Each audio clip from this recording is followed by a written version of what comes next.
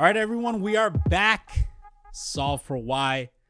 Top 10 hands from season number 1 of Poker Out Loud. This will be what we call On Second Thought, where we review hands from now almost 3 years ago, where we chose to play against each other with headphones on, where we couldn't hear anything. A very innovative show. And now we're here. New strategy, looking back on how we used to suck. I tend to say, if every 6 months you don't think you sucked, you're probably doing something wrong. This is almost 3 goddamn years ago. Nah, not that long. 2. 2 years ago? Yeah, it was like winter of 17. They weren't even polarizing back then. I mean, we were trying. We were just clicking the button and hope that it was right. All right, well, we were going to cover hand number 6 in the top 10 hands. This hand is going to feature Jack, Nick, fucking Jordan, and whoever else decided to go in there. So there's a bunch of way pot, and let's get it popping. Looks playable. 35 is that.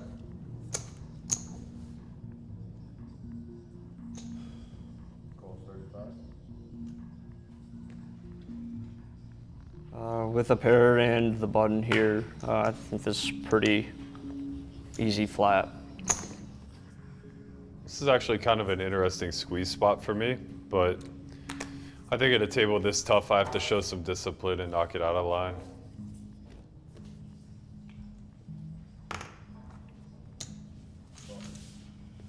All right, so first discussion point is pre-flop, of course. Nick decides to open the ace-4 offsuit under the gun. And he's going to get called by Jack in pretty early position. He has a couple players behind him. Yep. And then Jordan behind him is also going to come in with a pair on the button. Now, let's first discuss the decision for Nick to open ace-4 offsuit. I think this is a hand that by most would probably be a fold. Sure. How I know during this season we saw Nick play a lot of hands, in the first episode of On Second Thought that was released here on YouTube, he had 10-6 suited. So, there was a lot of discussion of like, what the fuck? You guys are just slinging chips against your own friends or whatever. Yeah. But it seems as if Nick, at least at this point in time, was mostly trying to play patterns and things like that. Find situations where he can exploit his opponent based on overfolding, etc. I personally don't think this is the game to fucking try to find people to overfold. There's Jordan, there's Berkey, there's myself, and at the time we really didn't give a fuck. But let's talk a little bit about that. And then the decision for Jack to enter is actually pretty curious, simply because when you have myself, Jordan, and you behind, you tend to get squeezed at a pretty high frequency. You're also up against Nick, who is not one to let you show down with fives at a high frequency. So let's talk about those two decisions first. Okay. Obviously, I don't think Nick would defend V-pipping ace-4 off under the gun. Yeah. But I think I understand like the framework from which he was operating. And it's just that when you feel more comfortable in difficult spots compared to the field, you're willing to take on a lot more early street variants in order to basically complicate your own decision tree, but hope to cause like grand errors by the field. And you kind of get bailed out a little bit when it goes multi-way, because now the onus isn't really on you any longer to really be trying to push too hard post. You're just kind of looking for profitable spots. And, despite the fact that he's obviously playing too many hands and he's getting a little out of line, I think anybody who's watching this that listens to his post-flop thought process should be able to recognize just how deeply he actually is thinking about the game and why he gets a little bit more leeway whenever it comes to his hand selection, right? Because I thought his post-flop analysis was just incredibly astute for what was happening around him, as far as kind of recognizing the two ranges that he's most likely to be up against given the action. Recognizing that his equity is just massively diluted despite the fact that he flops pretty well for his hand. And, all of these things combined allow him to play just heavily exploitatively in a situation where he's really incentivized to do so. Multi-way's like far from a balanced game. Let's talk about the decision from Jack. Jack has pocket fives in the hijack. So cutoff and button are still behind. You're also in the small blind. I think this is a fold. I think that it's really tough to realize your equity. Really tough to get to showdown. I don't know. I know you're not the, I'm aware. So you're also folding like ace-6 suited? I think that hand can mix in a 3-bet. That seems unnecessary. Well, the thing is that in this game, I don't think you get to just call a lot. I disagree. Okay, well, do you agree that the 3-bet frequency in this lineup is higher than in a normal lineup? Maybe slightly, but I don't think that you're being like overly punished by having flat call ranges. I think you're only being overly punished if you're not being I guess somewhat creative with your flats. So like in certain positions, Jack should just have a flat all strategy. Right. You just really shouldn't be 3-betting. This might be close to one of them.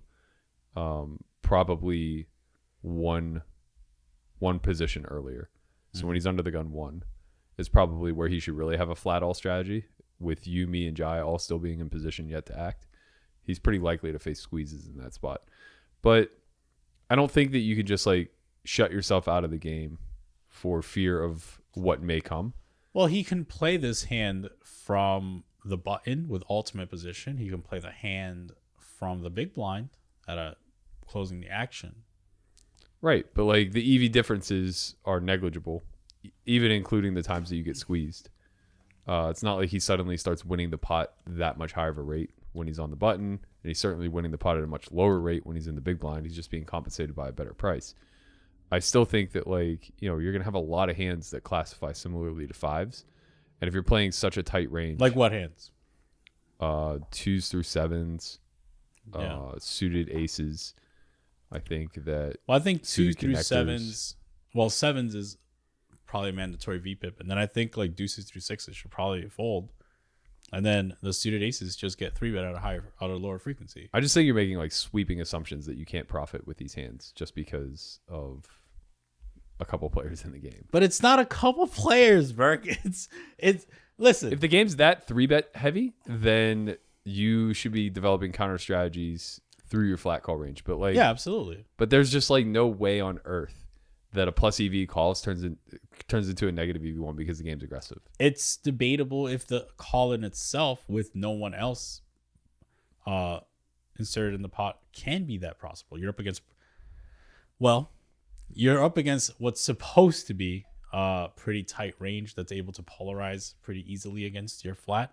And if your flat is as weak as pocket fives and maybe potentially weaker, then that player is able to kind of have their way against you. Is that obviously Nick is not doing that given the fact that he has ace-4 offsuit.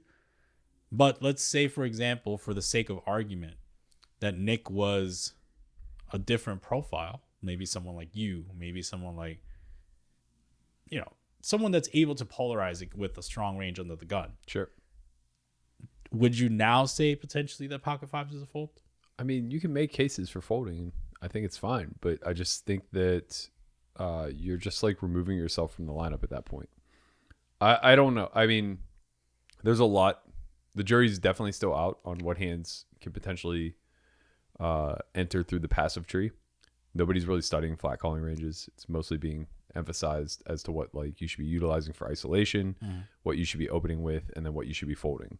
So effectively, people are just really funneling hard towards the tight aggressive strategies, trying to turn this into one giant game of polarization. But it's That's just what I've been saying. it doesn't work that way. It just doesn't work that way. There's a myriad of boards where under the gun loses advantage or loses its nut advantage at least. Yeah. And that's problematic if suddenly your flat call and or 3-bet range looks like a 3-bet and or 4-bet range. Like if you're always one level up on your construction, so you're flatting the way that you would 3-bet, you're 3-betting the way that you would 4-bet. If you take it to that level of tightness, then the game should just effectively stop operating. Like it should just literally be, these super tight ranges pitted against one another where every time an aggressive action comes in, the other one just starts to fold if it can't pull. Yeah, we're in some dark times. We're over 300 blinds deep. Like that's just not the way the game's going to play. Over 300 blinds deep with fives versus facing under the gun and players behind could be a negative. How? Because you can't really play. If 300 big blinds go in, a set of fives is very often not going to be the best hand. What? I mean, maybe in this game. What? Okay. You put in 300 big blinds pre with king queen. Yeah, I did. But that's, because I have blockers. That's way different. Okay, let me tell you something, buddy. If you want to give me a set of fives and 300 blinds and wager how often I'm going to show a profit, I'll take it. I don't disagree. I don't think that line's going to be red. At what blind level would you say that a set of fives would often not have the best hand if all the money goes in? 500? I mean, I don't know, but whatever it is, it's going to be negligible in the sense that like you're going to get to a point where any non-nut hand is going to be not doing all that well. Yeah. I agree. Like with that. stack off thresholds just become so great that it has to be nuts for a second nuts. Yeah, I could see that. All right, so we're going to go 3-way to the flop. After Jordan calls from the button, which I think is very standard. Yeah. And now we can see, the people can now see what you have forecasted in the Nick analysis. Sure.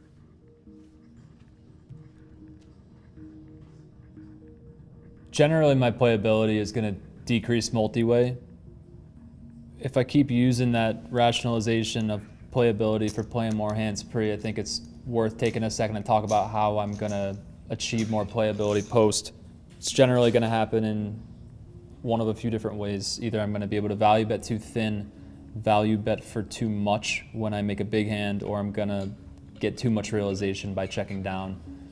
That's harder to make happen multi-way because I'm at a bigger range disadvantage versus the enemy unit. In other words, the three of them combined. So my realization power shrinks a lot. That being said, I flop a way above average texture for this specific hand. It's not necessarily as good as it looks though up against 3 opponents. I think I can get in a lot of trouble if I start building a pot here out of position with how often this board changes from turn to river. So I think I actually just have to take the conservative route here and check and try to use sound bluff catching efficiency across all 3 streets. So I'm concerned my range is a little bit transparent based on not giving any commentary on the pre-flop call. I think I probably look a little pair dense because these lower pairs are going to be less of an argument for any other action pre-flop. So that's concerning, but less concerning since I have top set. So this board I need a ton of protection. I think any hand I bet I'm going to be choosing larger sizing, so I'm going to bet just under pot here, for obviously a combination of value and protection.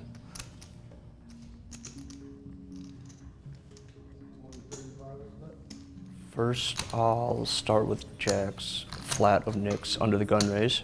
I think it is heavily weighted towards pairs and mostly pairs, not as many suited connectors, just because I think with the 3 people that are on his left, he understands he's going to get squeezed a lot. So weighting him heavily at pairs, I think that either end of this draw, if I hit, is good. And there will be a lot of cards that I can take this away from him on later streets as well. I anticipate that Nick would have bet with, I actually think he might have a pretty balanced check raise here, or checking range here. So I am slightly fearful that he has a big pair and could check raise, but I still think he has plenty of combinations of hands that are just check folding on this board. So I am going to call.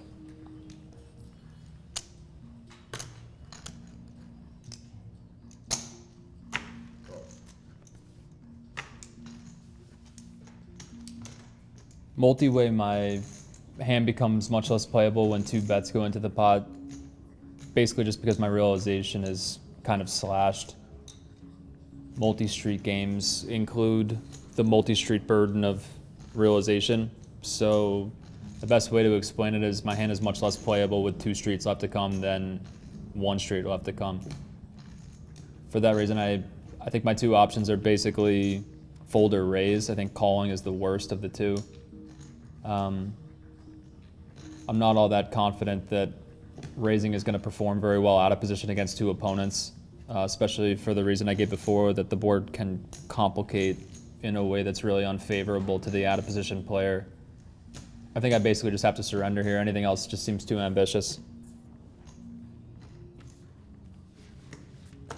All right, so Nick chooses to check, and I think that's relatively standard on this kind of board. The board comes down 5-4-3, 2 diamonds and a club. I think he's going to flop a lot of equity often on this board with his ace high region, but not a lot of nut equity on this board. Right.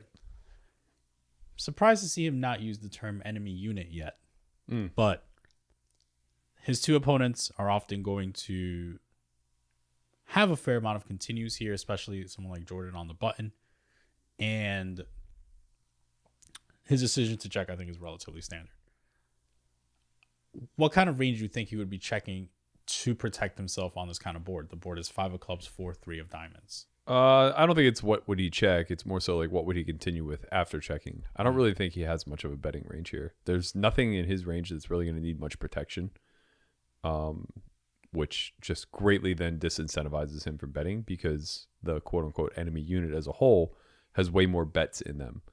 How about a hand like 9s? That seems like the hand that everyone would be asking about. Needs protection, but doesn't feel good if raised. Yeah, I mean, I don't think it even really needs protection, to be quite honest, because when bets come through from them, they're not going to be in the king-queen region. And you're not going to deny that much collectively. You'll fold out overcards for sure that have like 0 equity, but the flush draws are still going to continue. And the board's so dynamic in nature that it's going to be really hard for 9s to navigate 3. So effectively what you want to do with a hand like that is delay to the turn as much as possible. And then whenever you peel like clear equity or favorable turn distributions, then begin trying to protect your hand. Action checks to Jack. He has top set now on 5-4-3. He says that any bet he would choose a rather large sizing. That's interesting to me in that I'm not sure if in today's climate that would still be advised. Why not? I'm not sure. I'm trying to think if he has a lot of hands that seem as if they need protection but are not nutted. So like say a hand like 8s, 7s, 6s, 10s, maybe a hand like ace-5 suited, ace-4 suited. It seems like that's a lot of his range. I think his ace-x range just gets to check. And then I think the rest of that range seems pretty heavily incentivized to bet large. Yeah, that's fair. His ace-x of diamonds can't really get punished too much by betting big. Or by checking. 6s, 7s, 8s, getting ace highs to fold is kind of good. So choosing the big size is good. Yeah, I guess I'm on board with the big bet. I like it. He chooses to bet big. Now the action's on Jordan. Jordan makes a live read that Jack's action pre-flop is heavily going to be pair dense and not suited connector dense, based on the fact that he believes that his opponents behind will have a high squeezing frequency. It seems as if those cards are still relatively similar. So I don't get it. He's right and then chooses the wrong action. Like his analysis is spot on. And then he chooses to continue under some premise that the turn distribution is favorable to him. But that's just not possible. On 3, 4, 5. Right. First of all, he concludes that both ends of the straight draw are good. But if he thinks Jack's pair dense, then obviously Jack has 7s in his range. Right. And the other thing is, like, Nick is likely to have an ace in his range. And, Jack is going to have 6s sometimes. He's sometimes going to have 6, 5. Sure, like, I know he's discounting suited connectors, but, like, whatever. He's going to have 6s, 7s. He's going to have all the sets. He's going to have, hands like 8s or 9s where you're not going to earn very much if you do peel him in trouble with an ace. So what he's saying 6. is that he's never drawing dead in that his opponent won't have 6, 7 suited. Sure. I think that's an ambitious read. And I guess what I'm saying on top of that is his equity is very poor. Mm-hmm. Very, very poor. And he's facing a large size.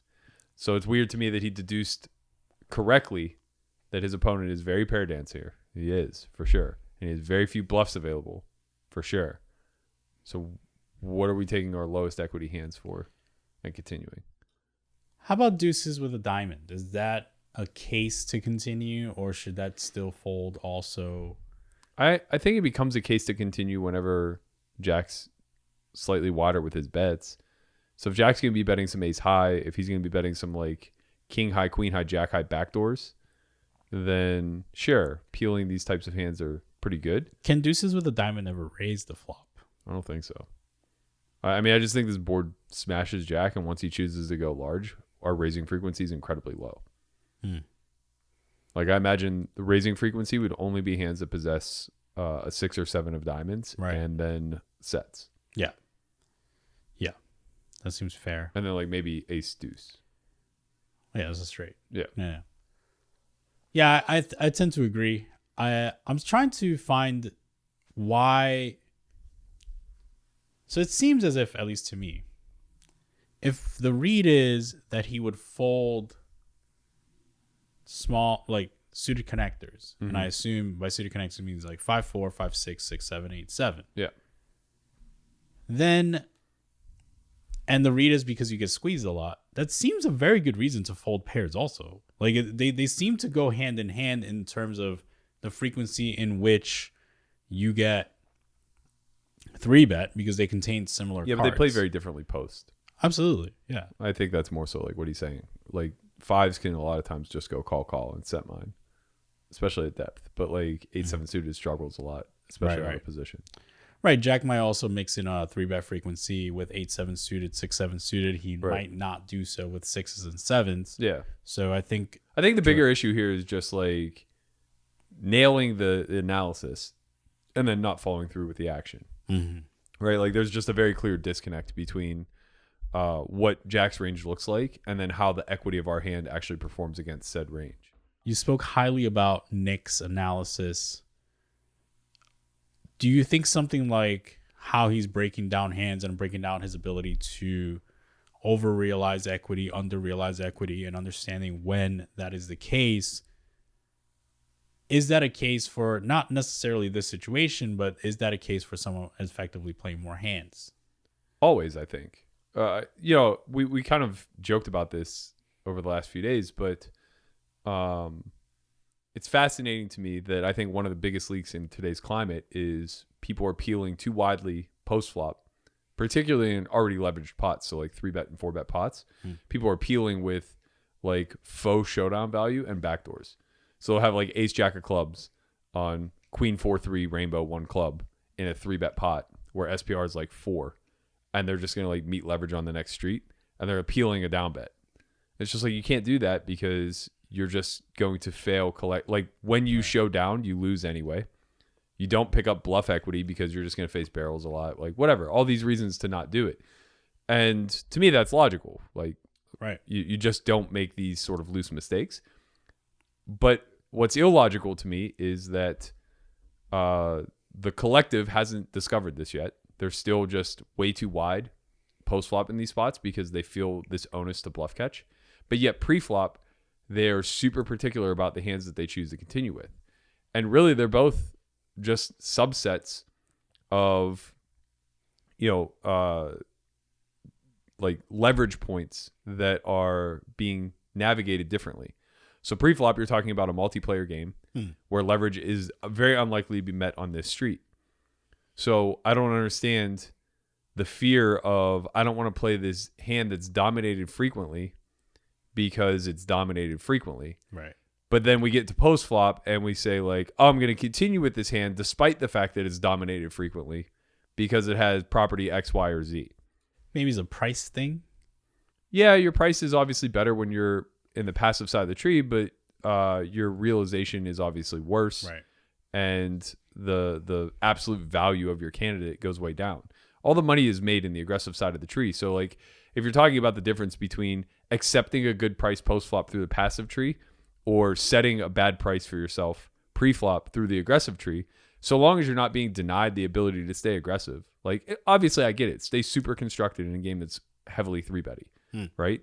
But like in a game where you're just not getting 3-bet all that often, I don't see why we particularly need to adhere to this super tight under the gun opening range, right?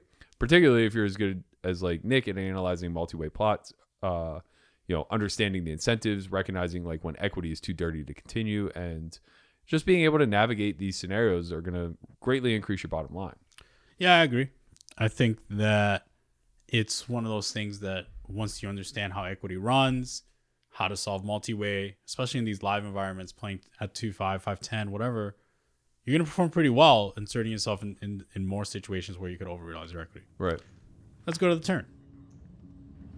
So Jai's flat is interesting, and I think very good.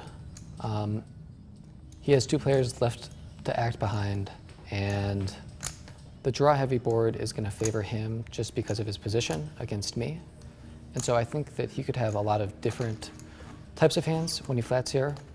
I think lower sets are not as likely since those are the hands that need the most protection, although I do think he would have them at some frequency.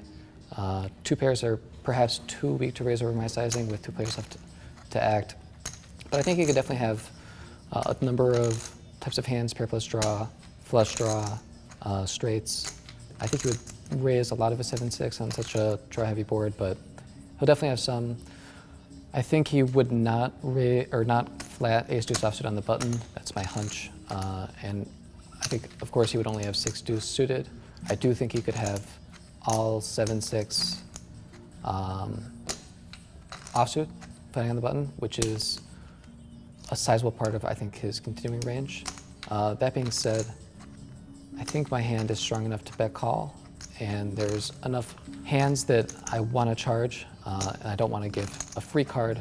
I think I'm doing well enough against his calling range that a bet and a call is very much justified. But I could be in a gross spot on the river for sure.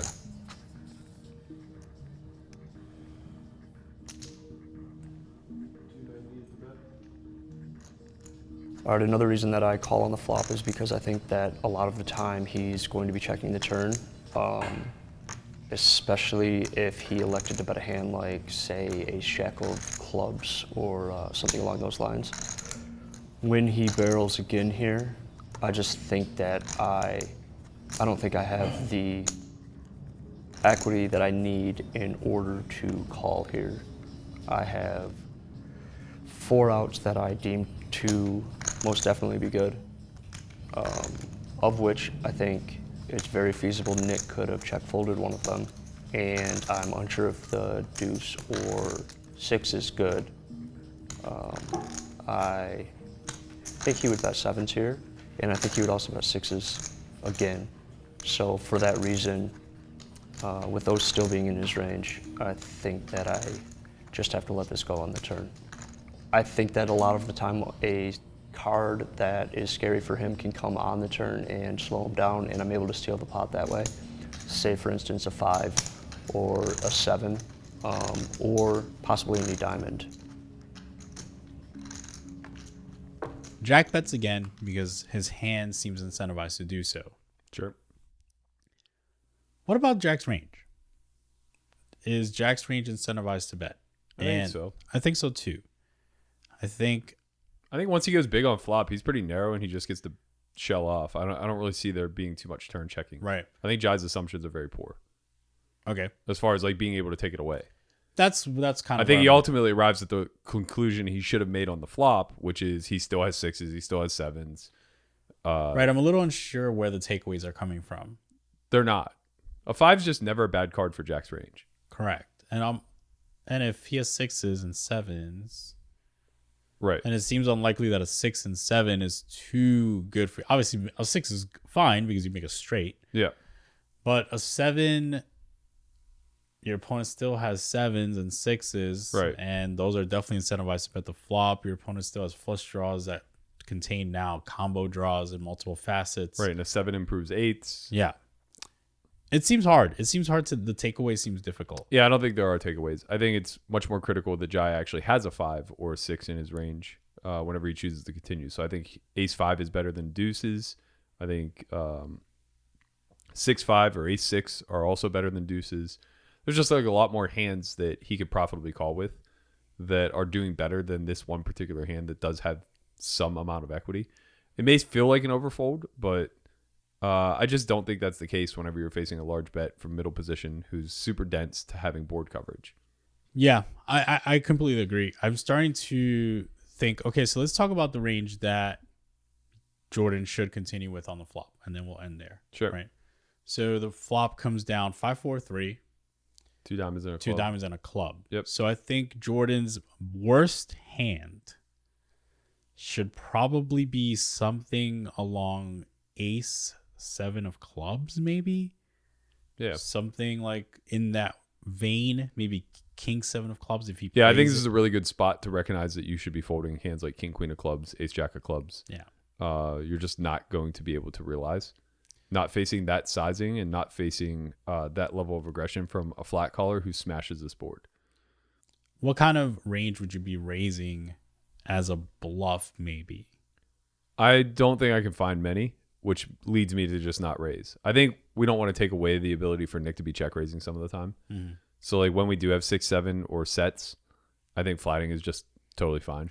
And maybe since Jack is representing a polar range, choosing the flat option might also protect some of like your own 7s and 8s and things. And also like remember Zach called from the big blind, so he has a lot of 6-7 offsuit in that range.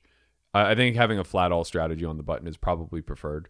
The only hands that like are really incentivized to raise are ones that want to deny the check raise from like Zach and Nick, or I guess like outline what their ranges potentially are. So like you could small raise with hands like 6-5. Right. You could small raise with hands like 6s. That makes sense. You know, slight protection, still has equity. You get to see the river almost certainly. And whenever you get denied by one of the checkers, then you know you're just effectively dead. Yeah. Yeah, that makes sense. But yeah, I mean, I think like, you know, bottom of range here, we should be seeing hands like 6-4 suited. We should see, you know, a lot of 6x, 7x that is clubs or diamonds. Be a little bit more choosy of your 7x if not. So I think non-diamond, non-club 8-7 needs to fold. Yeah. Yeah, I completely agree.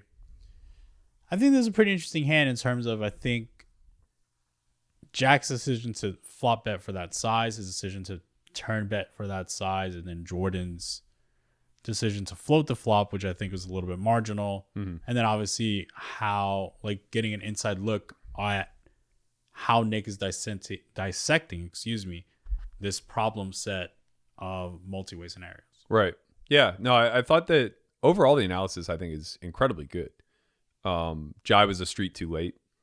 And Jack was maybe a little presumptuous with Jai's range, but the fact that Jai did have deuces probably lends itself to Jack being on the right path by expecting more hands than less, or than fewer, I guess. All right. Well, it is a wrap for this show. On second thoughts, this isn't the first time we do this, right, Berk? No. 4 seasons of On Second Thoughts at tv.solveforwhy academy.com. .com. That name's a little long. I'm going to talk to Google. It's changing. I know. Well, I'm not going to let them know yet. I don't want them going to the wrong site. I already spoke to Google. We in the works. We good. Or GoDaddy, whatever. Anyway, so they can watch 4 full seasons of Poker Out Loud and the sister show where Matt Berkey stars with his analysis and I lead everything else, and as well as the analysis. So I'm more important to that show. Right. And next, is it 2 weeks from now? Or Yeah, every other week we switch on and off. 2 weeks from now, you will get the number 1 hand. Matt Berkey can't wait. I can't wait. I star in it. He's still, you can still see how happy he is 3 years later. This hand's a career highlight, man. I'm sad it happened on this show. I'm happy it happened on this show, but I'd rather it be on Poker After Dark. All right. Well, till next time, we're out of here.